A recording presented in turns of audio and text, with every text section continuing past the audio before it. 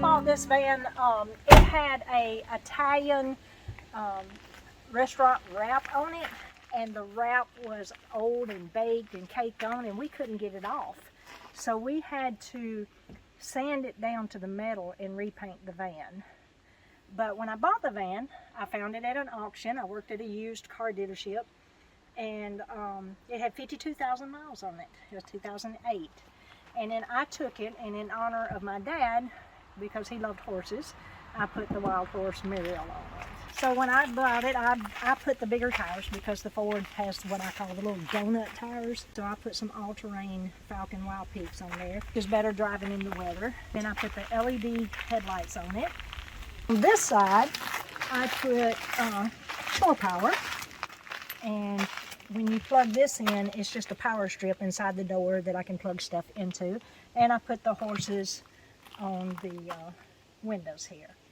And then back here, I have another shore power plug that runs my Coleman Mack air conditioner. And then recently, I bought me a generator that I carry with me so that I don't have to pay campgrounds and pay for shore power. Right. I can just pull the generator out, start it up. It's 47 pounds and it's real quiet. It's a Pulsar generator, 4,000 watt, and it's just a little inverter generator. On the back I put the LED tail light, so I think it looks good on the outside. And I got the magnet for my YouTube channel, This Van Life of Mine. This Van Life of Mine. And we're going to put a link below to her channel. In the back is my shoe rack. I have, of course, storage under the bed like everyone does. Winter clothes are back here. Also, and I'll have to catch these because I store my reflectors here when I'm not using them, but I also can hang clothes. Here's my storage for my 40-pound bag pellets, and we'll talk about that. And I still have space under here. Everything I own is in this van. I sold everything that I had, and everything I own is in this van. So, I'd like for you to come inside my home. It's a 2008 Ford Econoline E-150. This is the power strip that the shore power that we talked about earlier, and when I'm hooked up, I can plug things in here and charge my Jackery battery down here. This is 1,000 watt. Oh, good. And then I have a 500 watt. So I took a swivel and turned this seat around. So this is my recliner. The stickers of where I have been. I like to get a sticker and stick up there as part of a memory. I also have a laminated note here that my mama had wrote to me. It says, "Just because I love you." I sure do miss her. Of course. It's a teak wood bench. It goes in a shower. So if I need to get out, or if I need to get to the back and don't want to get out, I just slide over on the bench and turn my feet around. The refrigerator, of course, and it runs off the Jackery. And then this is just a little bin that I carry chips and snacks and bread and things that you don't need to refrigerate. And then I just have 3 of these bins, and they're clothes and shower accessories, and I do take a shower in here every single morning. We'll talk about that. This is my counter where I'm set up to do my YouTube videos and my work. Nice. And also to eat, but I also bought that little table over there, and it extends out into a pretty good sized little table, and I can put it here, and so I have a place to be able to cook and have a prep bar too. This is my gray water bucket, so after I'm done taking the shower, I dip the water out of the potting pan, and then I dump it when I get a chance. This is called an immersion stick. Now when they used to make these, they just had the rods, and the rods got hot and would melt your plastic and stuff. Nowadays they've improved them, and they have a guard on them. So you have your heat stick in here, and when you turn it on, it just boils water. It'll boil it if you leave it in there long enough. And for the potty, I have a 3-gallon with the toilet lid on it. And I use the horse pellets, and you can only get those in a 40-pound bag. And so I have a bin under my bed here that holds half of it, and then I believe we showed the bin earlier that holds the other half. I double bag mine. When I first started, I did the pine chips and this bag, and the pine chip cut a hole in the bag, and I had a mess. Yeah. So then I went to the cat litter, and it just doesn't absorb really good because we're bigger than a cat is, much bigger. And then on the Facebook page of the Butterfly Tribe page, someone mentioned horse pellets, and I was like, aha. Another favorite feature of mine, this is a jar opener. I no longer have strength in my hands and I can't open jars or caps, and this is the way it's made. You can do different sizes, and so I know it's a little bitty thing, but it's one of my favorites because I can just and open the jar. You know? Like I said, this is my workstation, and I have the 500 Jackery that runs lights, fans. I have a sound machine. When I sleep at night, I turn a little bit of sound on so the little bit of noise won't distract me. Yeah. I have my spice rack here. I love that. And I have a full-size bed. So you really have everything right in reach. Right in reach, yes. And of course my toilet paper, paper towels. These are toiletry stuff, and then these are just my shorts and some extra towels. And then that very far one is for the spare toilet paper and paper towels. And then running water here. Of course, USB. Yep, USB charged running water.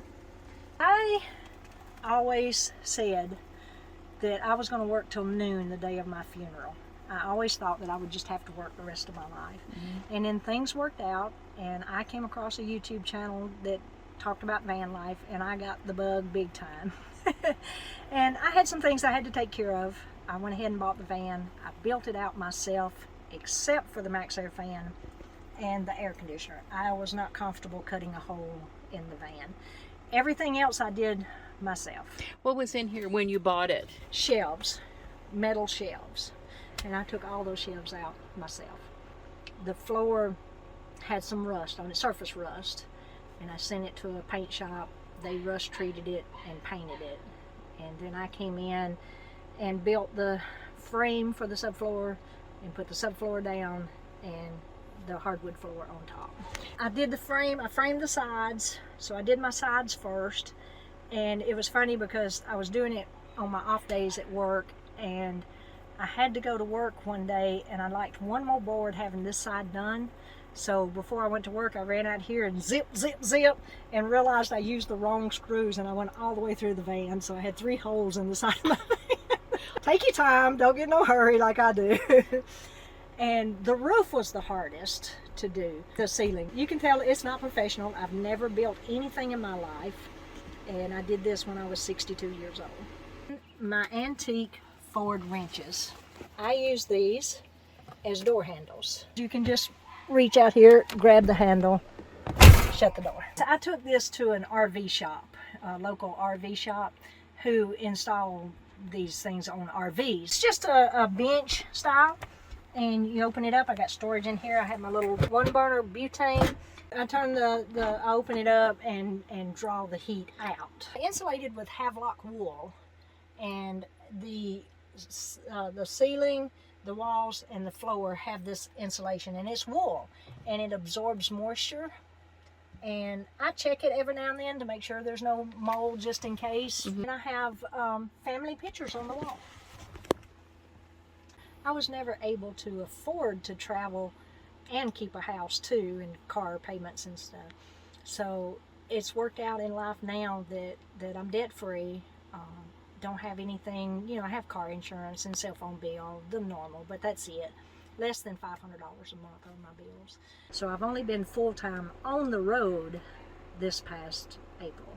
And this is my first meetup. I never dreamed that anything like this would be in the picture. I just thought I would be out there alone, and some days you feel like you're alone out there.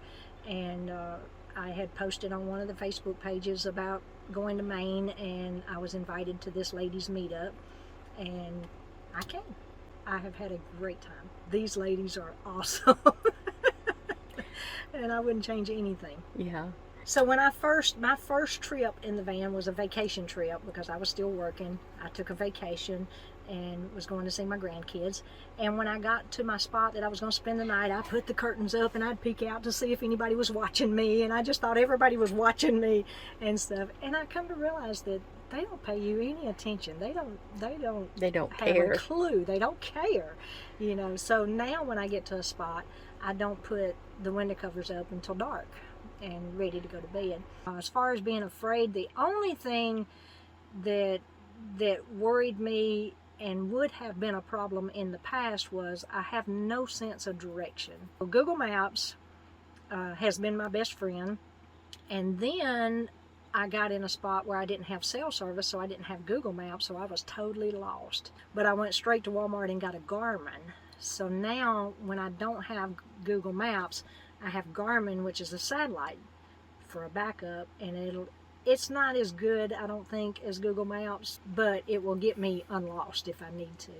I just recently put the iOverlander app in, and that has been amazing for me because I can find free water to fill my jugs up, and if I get my 2 jugs filled up and this one filled up, that's enough water for me to take a shower for 3 days.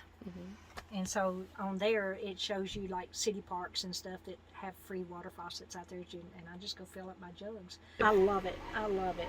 Of course, my family thought I had lost my mind selling everything that I had, but life is a journey, and people may not understand your journey, but it's your journey. You have to do what makes you happy. That's right. And so this is what makes me happy now. And I'll admit, there are days that everybody has a down day, and there are days that I was like, oh my goodness, what have I done? And then a couple of hours later, I'm like, man, I'm glad I did this. This is so much fun.